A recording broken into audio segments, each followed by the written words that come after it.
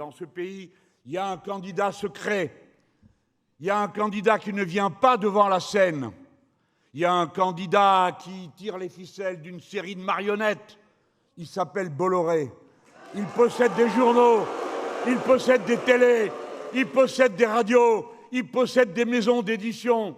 Il lui suffit de faire démarrer par les diverses bandes fascistes qu'il a dans sa poche un événement ici ou là et le faire monter assez sur X, qui est, comme vous le savez, muni d'algorithmes tout à fait spéciaux. Eh bien, il suffit de faire monter, et à ce moment-là, ça passe de la sphère des réseaux sociaux à la sphère des radios d'abord, par exemple Europe 1, et de là aux télés d'information en continu, par exemple CNews, et de là vers les grands médias, car vous comprenez, monsieur Mélenchon, on ne peut pas passer à côté de l'actualité. Mais quelle actualité? L'actualité est une production de la sphère médiatique. L'actualité, si vous le voulez, c'est la vie tout entière. L'actualité, c'est votre rhume de la semaine.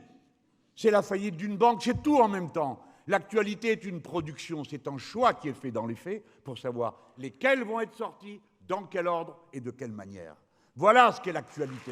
Pour la session extraordinaire du mois de juillet, premier texte, la libération des médias en France, le pluralisme, les monopoles seront démantelés et vendus à la découpe.